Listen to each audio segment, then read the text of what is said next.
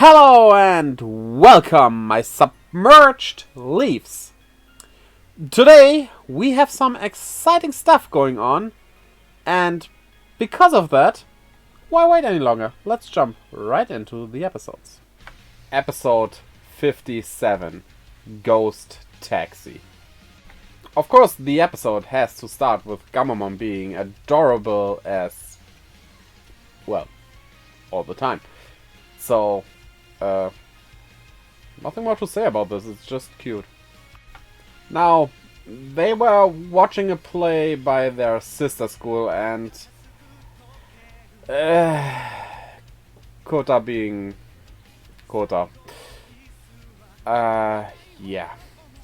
Probably nothing bad is going to happen to him, right? I mean, something bad happened to him like 2 episodes in a row? Or wasn't that even 3? There's no way it happens again.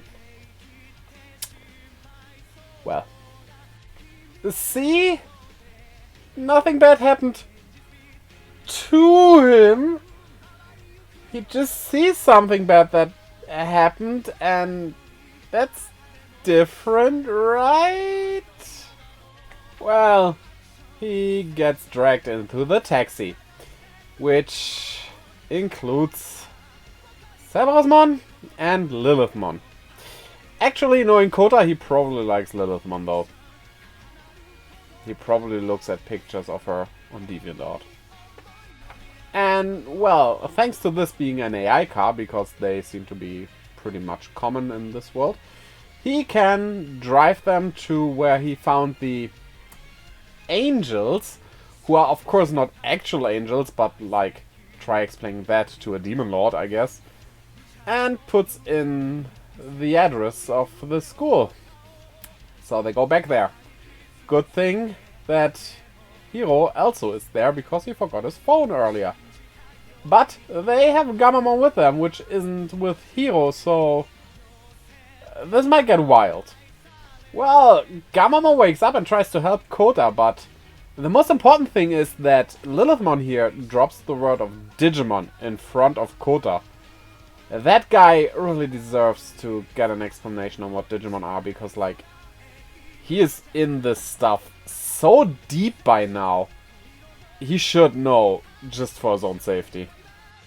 Also, he might slowly realize that Gammamon might not be a hologram, even though he says it is one right here, but, like, he doesn't seem too sure about it anymore. And granted, I mean, probably a quick Google search could tell you that a hologram like Gammamon does not exist, but, like, Google is something nobody uses in anime ever, weirdly enough. And, well, in an act of complete logic, Hiro calls for help, and they also come. That's not, like, that never happened before, but, like, not as much as it should have been. Also, everyone kinda has a secondary partner now, with Rulis being Erdramon, even though in the ending, she's the only one without one, weirdly. I wonder what they are going to do with that. Maybe it's just nothing. But then again, Espimon does have a bigger role, and it seems like Ginryumon does as well. Erdramon? I guess we'll see. Well, Kota got hurt even more, and Gammamon is angry. Quick, give it some chocolate, or it might kill you. Then again, even in angrier, and even if it evolves against a Lilithmon at the child or adult level, no matter how powerful it might be, maybe we'll see a Gulis Gammamon Digivolution. Still would only be ultimate. I don't know if that would work, but, well, guess we'll see. And, well, as they have to lift a curse, Tetismon isn't gonna be helpful here because it's not a poison, but they do have Bakumon. Then again, it's a curse of a Lilithmon. Is Bakumon's power, even if it has a holy ring, enough for this? Well, yeah, it is. But then Lilithmon drops something that, well, we have heard last episode, but I think the plot might thicken now. And it also includes a bit more, because apparently he just sends Digimon randomly to our world without, as she puts it, rhyme or reason? I wonder what that is about. Does the one, whoever that is, have good or bad intent? I wonder if it could be Hiro's father, but like, I doubt he would send over evil Digimon. That wouldn't quite fit him, right? Tell me in the comments what you think about this. And of course, against a Digimon giving off such a powerful aura like Lilithmon does, as well as Cerberusmon on top of that, he has to go straight into Siriusmon. Wait, that's kind of Wisemon. What are you doing? Well, there we go. Shortly after, and after Thetismon and Lamortmon almost got killed, it goes into Siriusmon. Now things will get serious. And yeah, it's the second time it has become Siriusmon, so it definitely should not be able to defeat a Digimon like Lilithmon. So how will they win this? Even if, let's say, Lamortmon, because Angoromon gets a BE memory dim card, so it's probably the next to Digivolve into Mega, becomes Mega this episode. Like, that shouldn't be enough. It would be like 2 Megas against 1. However, Lilithmon is powerful. Even for a Mega Digimon, she is higher class than most other Megas. So, yeah, there's probably something else that's going to happen to get rid of her. Well, by letting itself get stabbed, it managed to break off one of Lilithmon's horns. Basically, that's no damage at all, but she takes a liking to it and wants him to join her. Which, of course, Siriusmon takes, right? That offer, how can you not take it? Just kidding, of course it declines, because, like, would you take an offer from Lilithmon of all things? Oh, you probably would. But thanks to her taking a liking, she opens a door to the digital world and disappears on her own. Yes, she can open a world on her own! That's something we have never seen before. So far, it either opened on its own, or rather, on its own, or Black Tailbone did something to open it. So, yeah. Right. What is it about all those black Digimon, I wonder? Guess we'll see in some upcoming episode. And well, with Hiro starting to questioning what happens behind the scenes. And, little tidbit, they did not state that Kota's memories were erased, so who knows, maybe next episode they will say that, but maybe they will tell him all the things. He really earned it by now. This episode is over, and that was actually a very good episode. The stakes were so high, and the battle was pretty good as well, and yeah. The plot, as I said, thickens, so can't wait what will become of it. It's getting really exciting now. Episode 58, Pyramid. Oh, you know, there are powders if your feet have problems like that, right? Okay, but all joking aside, this episode is about riddles. So, what do we have here? The closer I am, the less you can see me. But when I am most apparent, I cannot be seen. And the answer is Ancient Swingsmon. Not really, but it appears here, it tells the riddles, and yeah, the swing's telling riddles. Weird, nobody has ever done that, right? And as she cannot answer, she gets bricked. Literally. Kinda, like, not getting bricked by getting a brick thrown at her. She turns into one. And loses her shoes, which, for some reason, is a whole thing in this episode. You'll see. But it's kinda weird. What's the problem with shoes? Yeah, of Of course you're darkness. You're related to the digital spirit of darkness, so... Oh, that's the answer to the riddle! You cannot see it if it's most apparent, because it's dark. I hate riddles like these. Normally, because most of the time they don't make sense. Like that thing, what walks on 3 legs in the evening. Complete bullshit, because not every human needs a crutch. Also, there are crutches that are like 4-feeted, you could say, and it's just dumb. It's basically the thing. You're not asking a riddle to get a logical answer, you're asking a riddle to get the answer you are thinking of, and that's what I hate. This one, though, makes sense. And, well, obviously, Ruli, as a good friend of Kaoru, gets a call that she is missing. I wonder where she is now. She's definitely not a stone. Well, good thing Gamamon found the shoe, however, he was just walking on the street there and suddenly ran into the bushes finding the shoe, so... Was this by smell? And is it more like a dog thing or more like a you thing? Let's hope Gamamon is more like a dog. He kinda behaves like one, at least. And it's not only Kaoru, but like everyone is losing their shoes. Huh. Interesting. What's the problem with shoes, I wonder? Also, for some reason, Ancient Swingsman seems to only target artists, but... maybe they just didn't think about it and coincidentally only showed us artists. Who knows? We don't see all of them. And thanks to Gamamon answering the riddle wrongly, because he stated, that's a Digimon. Well, the answer wasn't Digimon, but like, he wasn't referring to that. Hiro has to pay the price. That's not fair.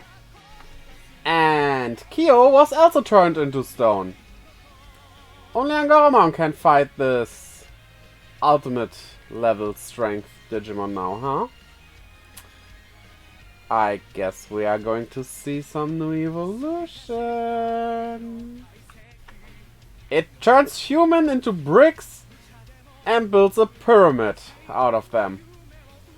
That's not what they mean when they talk about a human pyramid. That's a cheerleading thing. You're gravely misunderstanding something here.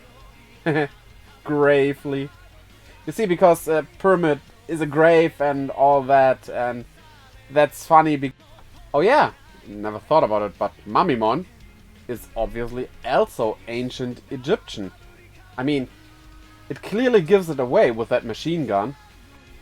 Oh, you're saying ancient Swingsmon comes from ancient times. I would never have guessed that. Maybe they should put something in its name to tell us that, right? So, and after all this happened, Yami-Yugi comes out of the shadows and actually challenged Joe Wheeler to a duel, while Kaiba is waiting around the corner. Oh! People see Ruli flying on Adramon. Well, kinda about time that this didn't happen earlier is actually a wonder. Oh, it wants to summon Pharaohmon, an ancient ruler of the digital world, and even under all the ultimates, one of the most powerful ones, so... Yeah, that might be a bit problematic, so maybe hinder him doing that. Oh, Ruli gets to become the capstone. I'm so jealous of that. Well, of course, Angoramon can't have that. Turns into Lamormon and a fight begins. As you do, it's still a battle anime after all. I really like how everyone, including Espimon, Gamamon, Jellymon, who are without partners right now, mind you, and even Mamimon gets into this fight. This is a pretty cool scene, actually. I really enjoyed this. But, of course, Lamormon is just not powerful enough to withstand the attacks of Ancient Swingsmon. Ancient Swingsmon is quite powerful after all, and, well, we definitely need this. Memories of their journey together lead to Ultimate Evolution. And it will turn into Digimon. And its name comes from, and let me please read that because my Irish is non-existent. Yeah, it comes from Irish. It's from Diarmuid wa Duibne, something like that. Who is a demigod and a warrior of the Fianna and the Fenian cycle of Irish mythology. And also from Rabbit, if that wasn't obvious enough. So, interesting name, and this design is just so cool. Also, don't tell me that Digimon Ghost Game isn't inspired by Digimon Tamers. It doesn't look the same as Sakuyamon, mind you, but you can clearly see similarities in design aspects with the mask and everything, right? That's not only me seeing that, right?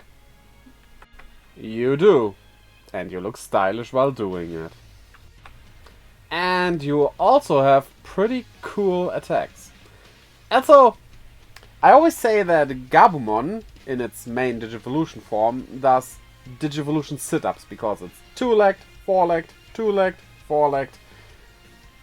Angoromon does something very samey. It just is fluffy, not fluffy, fluffy, and not fluffy again. It's fun how Digivolution works. The world of the dead. Is that where Bakumon reside? But, well, it does the most logical thing and just puts all its power into turning them around so that Ancient Swingsmon goes into the world of the dead. So it's dead now. Well, the Digimon body count is now by, I think it's 3. I think only 3 Digimon died. Digitamamon, Raremon, and now Ancient Swingsmon. Maybe I'm missing someone here, but yeah, if you look at how many humans have very likely died, that's still kind of unbalanced. And of course, after granting a wish, the Dragon Balls will return to stone and are scattered around the world. Wait, no. Wrong show. No. All the human bricks are returned to normal, of course, because Hiro and Kyo were also bricked, so you cannot have them be dead. And that's probably the only reason for it. Maybe Kaoru as well, you don't kill the friends, of course. You know, the act of bowing down to someone technically is done so that your head is lower than theirs. But I guess if you're like a 3-meter rabbit and you bow down to a little girl, there's not much you can do about that. But Mummymon, is there really hope left? I fear that with how civilization is going right now. Oh, topic for a different kind of video that I probably never will make because that's just not my content. Yeah, this episode was great. We have a great new evolution and yeah, what to say. We had great battles and all, so what a great episode this was, and I hope the one for Jellymon's final evolution. Final evolution? Maybe there's more after these, we'll see. Is also as great as Siriusmon and Diabitmons. So let's move on. Maybe next episode we already see. Episode 59. Jiraiya. Yeah, I get that they basically have given up on Espimon looking for the real Amanokawa-kun because, like, it won't listen anyway, so just go with it. And thanks to the power of anime, Kyo gets another MILF waifu. Weird how that works. And he doesn't even realize it. Wait, is that a ninja-based Super Center team? We had never one of those. But, well, as they watch the show, these 5 get attacked by a giant frog monster. Which shouldn't surprise them, that's their daily job, so what gives? But, well, as Tonosama Gekomon realizes these aren't the real Jiraiya, because, like, there can't be 5 of one person, he is going to shatter them into 1,000 pieces. Now, will they survive that? Or not? Or maybe we get someone to interfere.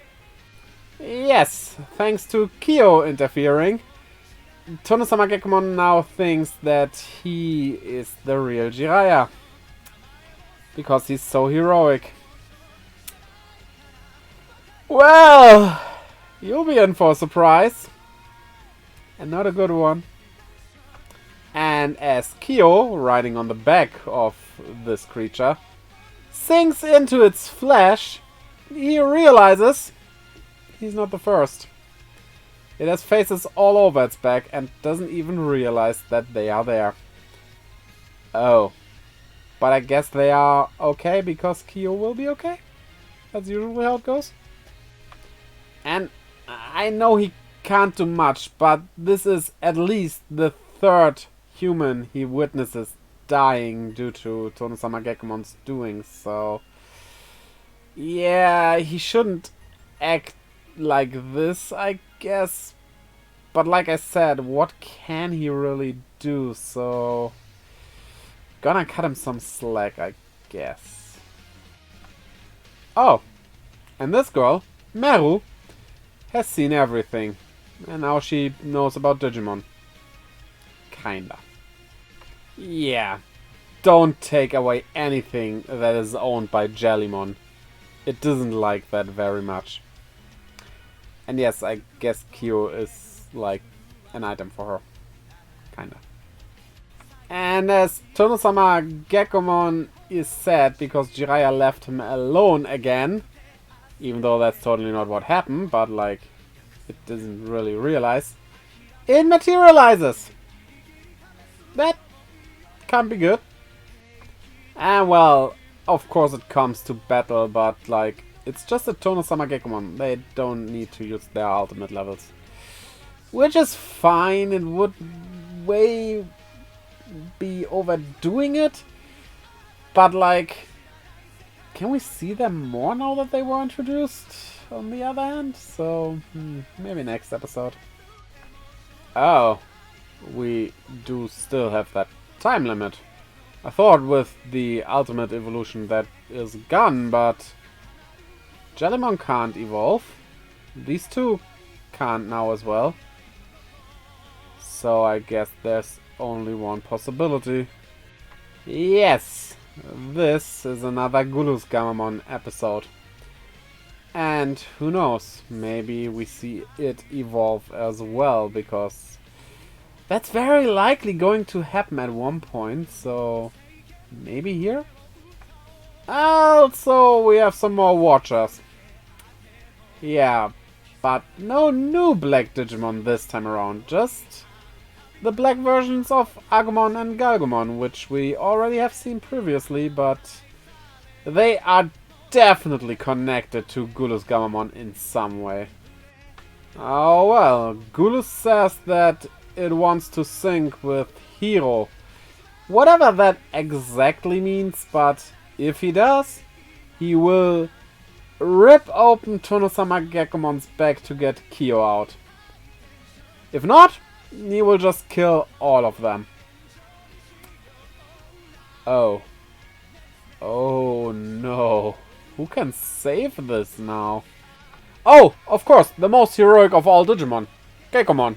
It can just free the humans on the back of Tonosama Gekomon, apparently. But that was easy. But Gulus is kinda angry at that and wants to kill Gekomon. With Hero stepping in between, because you can't have Digimon die in this, because... yeah, this season establishes that is a very bad thing to do. And most of the time they could handle it in a different way, so... yeah. Black Growlmon also has witnessed this. But now that Gulus is gone, they go away as well, so... maybe they actually aren't followers of Gulus, but rather are trying to keep it in check or something? I guess we will see someday. And yeah, all those shattered Digimon are back to normal as well. And they were shattered into data pieces, so makes sense. Kinda. Sorta. Maybe? And in the end, it has found its perfect Jiraiya in Gekomon. It fits so well, it doesn't sink in, it doesn't become one with its flesh. If they would have done that from the beginning, well, we wouldn't have an episode, so thank you, you did torture all those humans?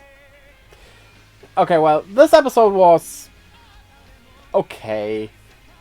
Nothing big happened, and I kinda wanna see Jellymon's ultimate finally, but it was also not bad, so nah. Episode 60, Water Ghost. Well, you shouldn't drink alcohol, I guess, because this is what happens to you if you do it. That's probably a Digimon's fault. Well, this boat tries to go on land. Isn't there a term for things that do that? Coming from the sea onto the land and back again? Is this foreshadowing to what happens in this episode? Now, say it with me. Children's show. And of course, completely by coincidence, there is no way fate has a hand in this. These three are in the area where that boat stranded, purely because they want to go to a festival. Nothing can go wrong, right? Well, usually rain does come out of clouds, but like, maybe they have cloud servers there? A very watery episode. And so far we didn't see Thin Angoramon. I'm a bit disappointed here.